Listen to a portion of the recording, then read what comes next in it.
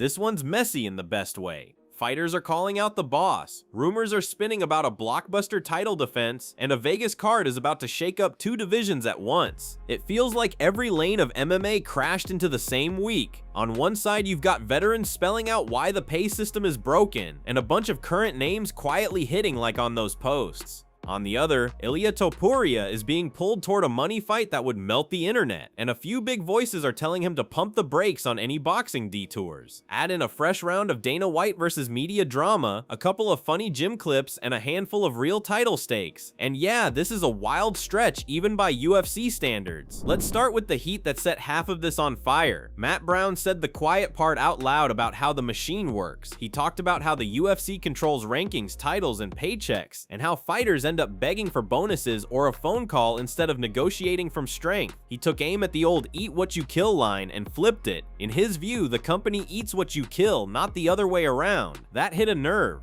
Current and former fighters co-signed the vibe without even adding words, likes from guys who have worn gold, comments from grinders who lived it, and nods from names who've made their money elsewhere. It wasn't just nostalgia or bitterness, it was a lot of people saying he's not wrong and moving on because they still have to fight under the same roof next month. The bigger point behind Braun's rant is simple: leverage. In other sports, stars can shop around. In boxing, if you're hot, multiple promoters bid and your price goes up. In MMA, there's one table everybody wants to sit at, so the house sets the number and the timing. That's why you'll see a contender on a 6-fight streak fighting for $100K to show and $100K to win, while the main event drives 8 figures for the company. And sure, the brand changes lives, nobody denies that. But it's fair to say the split feels lopsided when the gate is massive, the pay-per-view buys are huge, and the athlete share doesn't move much.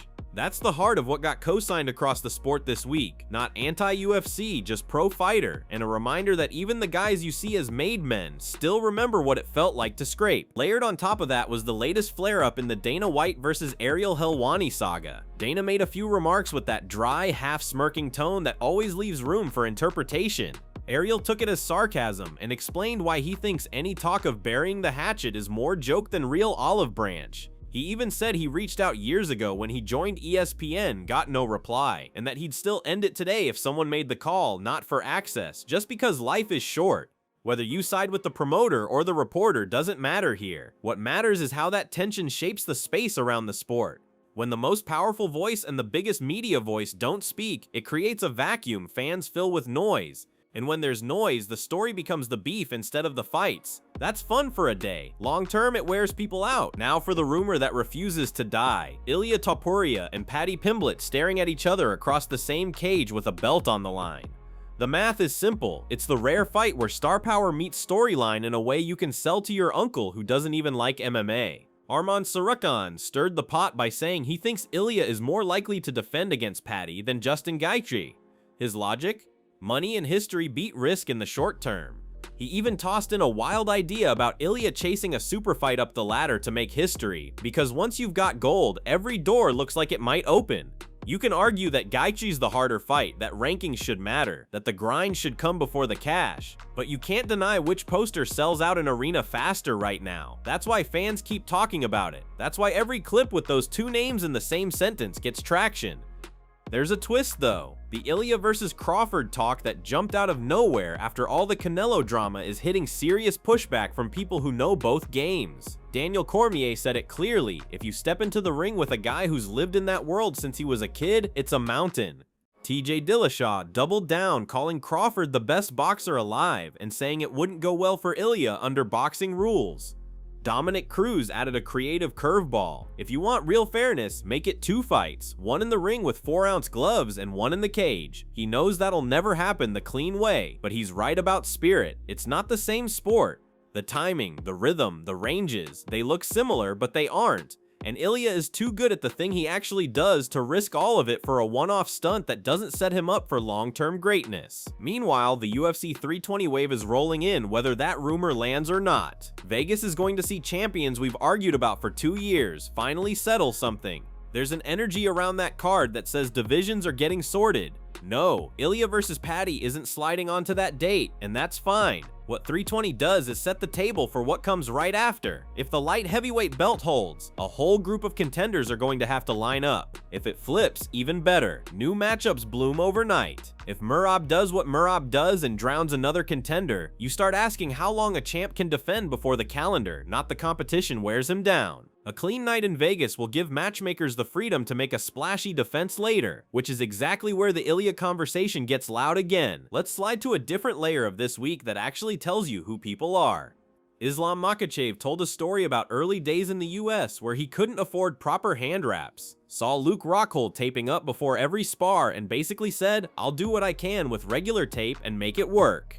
That's the grind. Coaches chimed in about protecting your hands and how pros can feel what's right better than anyone else. It's small, but it's the kind of detail casual fans miss. The same guy who looks unstoppable under the lights was counting dollars and doing the math on tape in the gym years ago. That's why he's calm in the 5th round. That's why pressure never seems to break him. He's been here since before anyone cared. On the lighter side, Khabib showed up in the gym and turned a boring moment into a classic, telling Javier Mendez he's better at lacing gloves, Umar chirping back, and the whole room laughing as the coach tries to keep a straight face. That's why people love those clips. It's not just the hard parts, it's the family vibe. It reminds everyone that the best rooms stay loose, even when the fights are heavy. If you've ever trained, you know that feel. Jokes between rounds, the quiet nod from a coach when something clicks, and the little arguments about the most random stuff. It's what makes the big moments possible. Back to the live bullets. Mario Bautista has Umar Nurmagomedov on the calendar and says if he wins, that's 9 straight and it better be a title shot. That's not cocky, that's math. He's already fought good grapplers, and he isn't pretending this is easy. He's calling it the toughest fight and still asking for the big one after. That's how you do it. On the other side, Merab Dvalishvili is half joking, half not, saying he hopes Bautista pulls it off and he'll fight him next, then tossing a little shade about last names and win streaks. Beneath the banter is a real question fans care about. Is the path to a title clearer if your last 3 wins are killers, or if your last name carries a lot of hype? The answer, like always, is both, but you can't fake 9 in a row. If Mario gets it done, he earned his mic time. The Conor news never sleeps, and even when it looks like it does, someone wakes it up. Dana says he's talking with him non-stop, swears he's serious, and that the timing will sort itself out as the early year card shapes up. It's always "we'll see," and that's fair until a bout agreement is signed. Then Artem Lobov tossed in a take from outside the cage saying stepping away from a political run was the right call for now, and that Conor needs to get his own house in order before trying to run anyone else's. Love him or hate him, you know what the clean version of Conor looks like. Full focus, no excuses, all promotion, and a mean left hand that still erases people. Everybody wants that guy back. The world doesn't need any more half promises. It needs a date, a camp, a weigh-in, and a walk.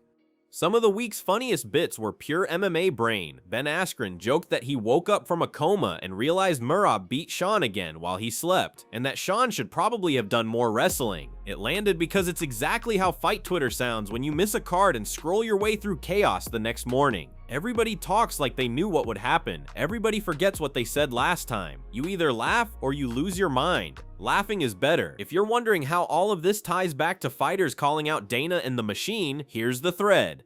When the pay is tight and the schedule's crowded, stars are incentivized to chase spectacles, crossover chatter, rivalries that sell themselves, promo cycles that live off one beef for a month.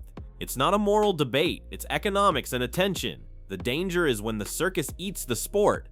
That's why it mattered that guys like DC, TJ, and Cruz pushed back on the Crawford idea. It's not that they hate fun, it's that they love seeing world-class athletes do the thing they trained for, without the terms stacked against them. And it's why Brown's rant hit home. Give the killers fair routes and fair cuts, and they'll chase legacy, not just clicks.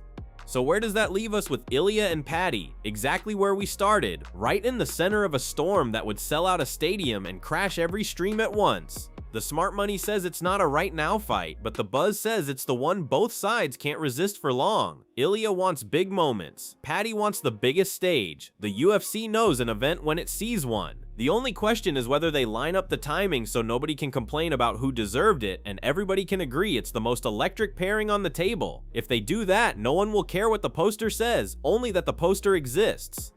As for UFC 320, the beauty of that card is how clean it can make the rest of the year. If the belts stay put, matchmaking is easy. Line up the next in line and go. If the belts move, it might be even better. New champs make new lanes, old contenders find fresh purpose. The co-mains become main events overnight. You wake up on Sunday feeling like a dozen fights just got easier to book. That's what a strong Vegas night does, resets the board so the next big move makes sense.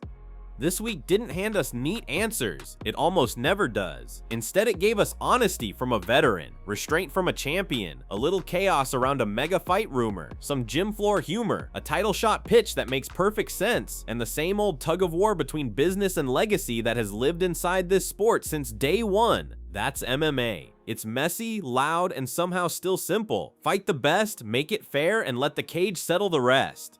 I want to hear from you. Should Ilia defend against Paddy next, or should the UFC make him run through a different contender first? Drop book Topuria versus Paddy in the comments so I know where you stand. I'm checking the comments. And before you head out, hit the like button and subscribe so you don't miss the next update.